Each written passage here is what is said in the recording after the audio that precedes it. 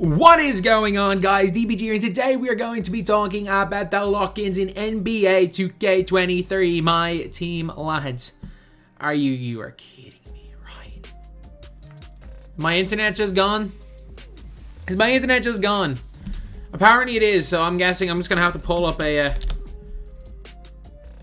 Twitter page. I'm just gonna have to pull up, not Twitter, a Twitter screenshot from. Shout out Meech for getting this in high res. So am I really not gonna? Yeah, I'm not gonna get connected. My internet's fucked. So let's take a look at this right here. Let's take a look. The new edition lock-ins, lads. They are here. They are here. So let me zoom out a little bit. So the lock-ins. I'm not very excited as someone who's only going. If you're Eddie Jones is gonna be 100k plus. Eddie Jones for 100k plus is going to be nuts. If you're somebody that got like dikembe mutombo could be really nice, by the way. If they give him like an 85 3 ball and decent release, dikembe could actually, or even like an 83 ball, dikembe could be one of the best centers, power forwards in the game. He has that type of potential. He has that type of potential. Terry Dischinger for 1.5 million, unless he is literally just Tracy McGrady with a better size up. That's 6'7", because he doesn't have the wingspan anymore. Like, Terry doesn't have the wingspan anymore. So Terry doesn't have the player build advantage that he used to have in this game. Like, Terry's 6'10", 6'7", with a 6'11" wingspan. Like, so Terry's just normal. Terry doesn't have that 7'3" wingspan anymore. We're looking at Terry. Imagine locking in 5 dark matters for a 6'7" shooting guard. Again, unless he literally has... Unless these are the SIGs, and this could be the SIGs. Terry Dischinger right now has got Rudy Gay base, Carmelo Anthony upper on quick.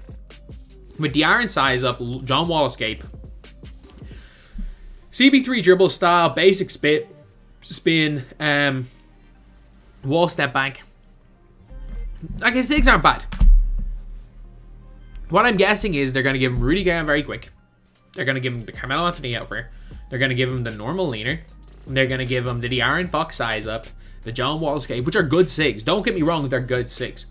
And I cannot stress this enough. Like, I will say this, that my team gets bad when cards are skins. And you might be like, you are literally arguing for him to become a skin. Yes, because T-Mac's a skin. That's where the issue is that, like, if this was just a normal Terry Dischinger card, and he came out with Rudy Gay, Melo on very quick, with CP3 dribble style, with all of his SIGs. CP3 dribble style, by the way, nothing wrong with that. Keep CP3 dribble style. I just want, if Jerry West comes with like a 90, if he comes with a 90 dunk, and if he comes with a 90 dunk, a good release, and dribble style, and Trae Young dribble style, I'll be so happy. I'll be so happy. Just give me Trae Young dribble style, one more player. I want it. I am the highest on Trae dribble style. I want it on somebody. It's my favorite dribble style in the game. Because it's so hard to guard, because everyone expects you to have a freaking Jordan dribble style where you cross over and burst ball hand. Whereas with Trae dribble style, you cross over, and then instead of bursting towards ball hand, you burst the opposite side. So many times they use her and cut you off on the wrong side and give you the layup. It makes you less predictable. But Terry Dischinger, literally, what he needs to be worth it, because he's going to be more expensive than T-Mac. And the lock-in cards. It's James Worthy, who's going to be a beast, by the way. Worthy's going to be a beast. But, again, Worthy's going to be 6'9" small forward. He's just going to be another Ed Pinckney, a better Ed Pinckney. He's going to be another LeBron.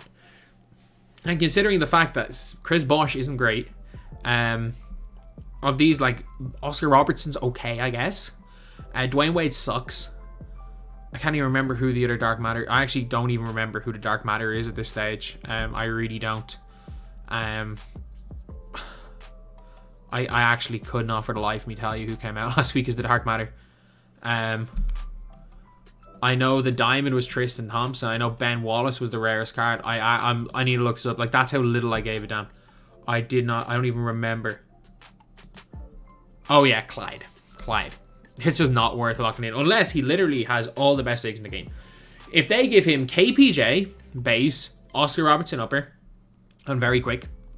If they give him the Trae escape, the Trae fade, the Stevie size up, the basic spin, the Luka step back, or the normal step back. If they give him every one of those, every one of those, maybe he might be worth it. But not to lock in 1.5 million. With T-Mac being a thing, you've got to have the best. Not even 1.5 million. Sorry, to lock in 2+ million, he literally has to be the best card in the game. Dikembe is going to probably cost, let's just say, it's Gordon Hayward is the last card. So he's probably going to cost, like, let's say 40 for Gordon Hayward. Plus the fact that that set is probably about 250. I reckon it's probably going to cost you about 350 to 400k for Dikembe. And considering the fact that you're probably not going to use any of the opals unless you're like Jacob using Ben Wallace. Like if you're someone who really plans on using a card, like if you plan on using Ben Wallace, if you plan on using a gatekeeper, then it's not the end of the world because outside of Ben Wallace, it's not going to be that expensive.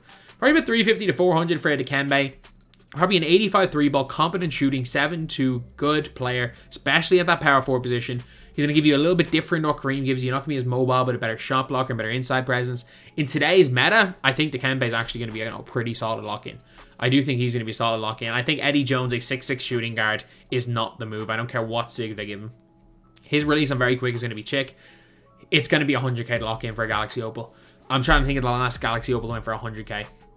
Like Phenoms, none of them gone for 100. None of them have gone for that Eddie Jones price.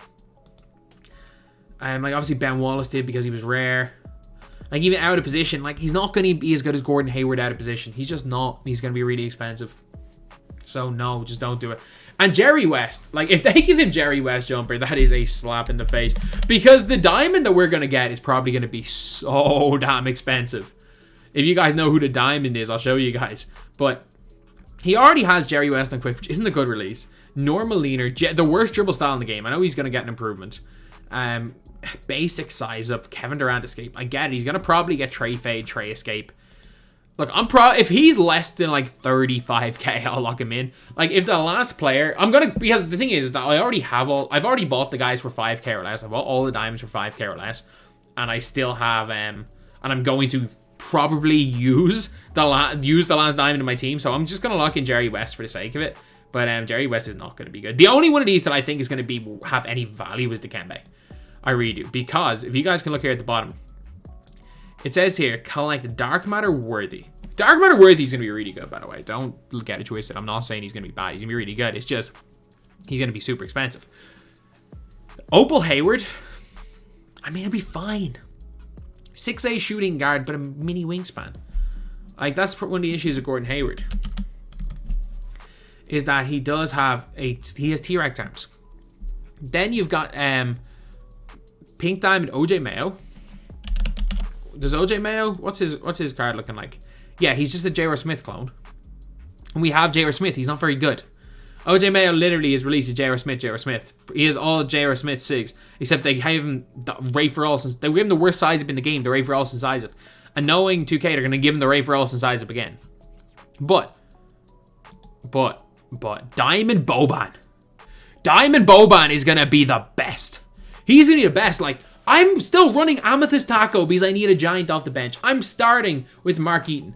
If you guys know, 2K always, and I mean always, give Boban a 3-ball. Like, I like Mark Eaton. Boban is a better player build than... He's a better player build, by the way, than Mark Eaton. Boban has this ridiculously big player build. And always, and I mean always, they give him a 3-point shot. 2K20 Diamond Boban. 87 3-point shot. His release has always been absolutely horrendous. I mean horrendous. Boban Marjanovic last year, 82 3-ball, 80 speed. We could see something like this on his 94. We could see a Boban takeover. So, I'll pay. I'm buying Boban. The rest of the guys cost next to nothing, and I'm buying Boban no matter what, because he's not going to be more than 40k. And for 40k, I'm buying me a Boban. So that's like what I'm locking in. Terry Dischinger, unless they literally make him the best card in the game and give him perfect SIGs, because of his player build, he won't be better than T-Mac. And that's not saying, oh, he's going to be terrible.